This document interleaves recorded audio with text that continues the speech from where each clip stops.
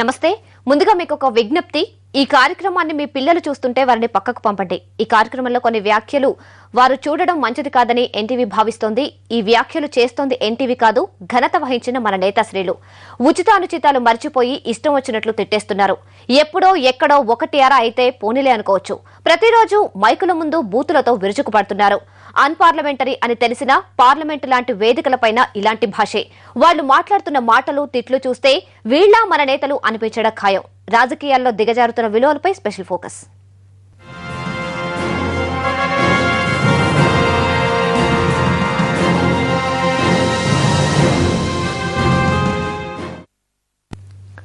తలుపు చెక్కతో ఒకటంటే తమలపాకుతో రెండంట. ఇంతవరకు బాగానే ఉంటుంది, కానీ 1-2 దాటి 12 వరకు వెళితేనే ఇబ్బంది. ప్రస్తుత రాజకీయాల్లో ఇదే నడుస్తోంది. ఎప్పుడో ఎన్నికలప్పుడు మాత్రమే ఉండే వాగ్దానాలు, ఆరోపణలు, విమర్శలు ఇప్పుడు ఏడాది పొడవునా వినిపిస్తున్నాయి. వాటి మోతాదు కూడా అమాంతం పెరిగిపోయింది. బూతులు బండబూతుల స్థాయికి వెళ్లింది. వార్డు మెంబర్ నుంచి పార్టీ అధ్యక్షుడి దాకా చొక్కాలు పట్టి కొట్టుకోవడం, తిట్టుకోవడమే రాజకీయంగా మారింది. తాజాగా టీఆర్ఎస్ వైఎస్ఆర్సీపీ మధ్య జరుగుతున్న ఎపిసోడ్ చూస్తే దిగజారుడు రాజకీయం మరో మెట్టు ఎక్కినట్లు కనిపించడం లేదు. రాజకీయం అంటే వ్యూహ ప్రతివ్యూహాలు, ఎత్తులు పై ఎత్తులు.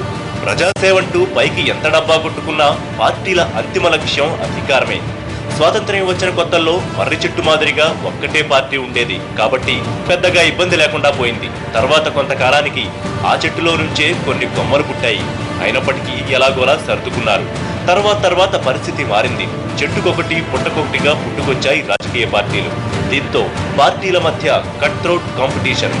మొన్నటి వరకు వ్యూహాలు, ఎత్తులు పై ఎత్తులతో మెదడుకి పదును పెట్టిన నేతలు ఇప్పుడు నోటికి పని చెబుతున్నారు.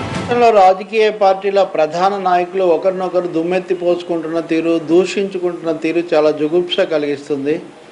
ప్రజలకు సంబంధించిన అంశాల మీద, రాజకీయ విధానాల మీద, సైద్ధాంతిక దృక్పథాల మీద విమర్శలు చేసుకోవచ్చు, ఒకరినొకరు ప్రశ్నించుకోవచ్చు.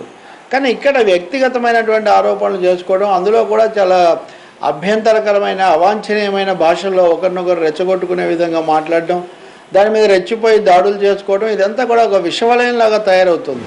ఇటీవలి ఉప ఎన్నికల్లో, పరకాల ఎన్నికల్లో గెలుపుకు దగ్గరగా వచ్చింది ఒకరు, ఓడిపోతామేమోనని భయపడుతూనే గెలిచింది మరొకరు. గెలిచారు. దీంతో అప్పటి నుంచి లోపల రగులుతూనే ఉంది. ఉప ఎన్నికల తర్వాత టీఆర్ఎస్ కి కొత్త శత్రువు ఎదురైంది. చాప కింద నీరులా విస్తరిస్తోన్న వైఎస్ఆర్సీపీని టార్గెట్ చేశారు గులాబీ బాస్. ఉప ఎన్నికల ముందు వరకు బాగానే ఉన్న మైత్రి పరకాల ఫలితంతో తేడా వచ్చింది. ఇటీవల ఎక్కువగా వైసీపీపై కేసీఆర్ దాడి చేస్తుండడంతో ఆ పార్టీ నేతలు కూడా రివర్స్ అటాక్ మొదలుపెట్టారు. ఇందులో భాగంగానే వ్యూహాత్మకంగా రంగంలోకి దిగారు కొండా సురేఖ. మీరు చస్తేనే తెలంగాణ వస్తుందన్న అర్థంలో ఘాటుగా రెచ్చిపోయారు. కేసీఆర్ కుటుంబ సభ్యులందరూ కూడా మూకుమ్మడి ఆత్మహత్య చేసుకున్నారు. మీరు ప్రతికున్నంత కాలము తెలంగాణ రాదు, వచ్చినా మీరు రానివ్వరు అనే విషయాన్ని కూడా ప్రజలకు విజ్ఞప్తి చేస్తా ఉన్నాను. రాజకీయ ప్రత్యర్థులపై కరకు విమర్శలతో, కొండకుచో తిట్లతో విరుచుకుపడే కేసీఆర్ కొండా సురేఖ విషయంలో కాస్త మృదువుగానే స్పందించారు. అయినప్పటికీ ఆయన వ్యాఖ్యల్లో పదును తగ్గలేదు. ముందుగా ఆమె చేసుకోమని కాదు, ఆమె చేసుకోమని కాదు, అట్లా ఇతరులను డిమాండ్ చేసేవాళ్ళు వాళ్ళు రావడానికి సిద్ధంగా ఉండాలి. టీఆర్ఎస్ అధినేత, వైఎస్ఆర్సీపీ నేత మధ్య చెలరేగిన వాగ్యుద్ధం కార్యకర్తల్ని తాకింది. నేతలు పరస్పరం ఒకరినొకరు తిట్టుకుంటూ ఉంటే కార్యకర్తలు కొట్టుకునేందుకు రెడీ అయ్యారు. వరంగల్, కరీంనగర్, హైదరాబాద్లో పార్టీ కార్యాలయాల ఎదుట కర్రలు గాల్లోకి లేచాయి. వాహనాల అద్దాలు పగిలాయి, కార్లు తగలబడ్డాయి.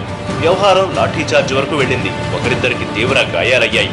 ఈ పరిస్థితి చూస్తే ఈ గొడవ మళ్లీ ఎప్పుడో ఒకప్పుడు చెలరేగాలాగే కనిపిస్తోంది.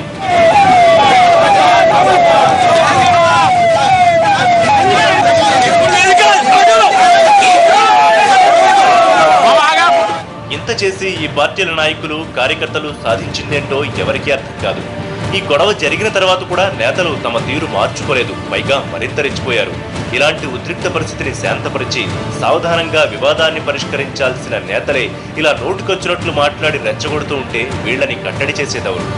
వీళ్ల మాటలతో కార్యకర్తలు రెచ్చిపోయి వీధి పోరాటాలకు దిగుతూ ఉంటే అంతిమంగా నష్టం ఎవరికి?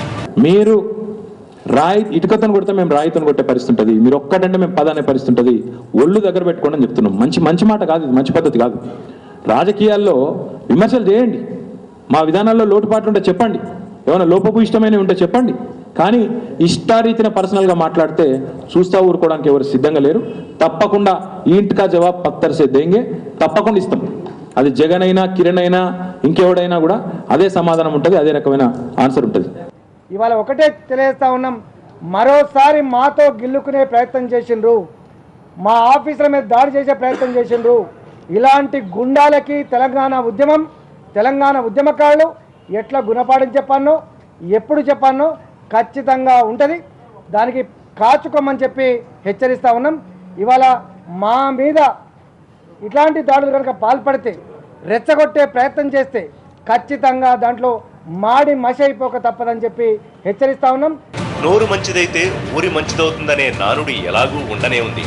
రాష్ట్రంలో ఎలాంటి సమస్య ఉన్నా అవి మనకు సంబంధించినవే, పరిష్కరించుకోవాల్సిన బాధ్యత కూడా మనపైనే ఉంది.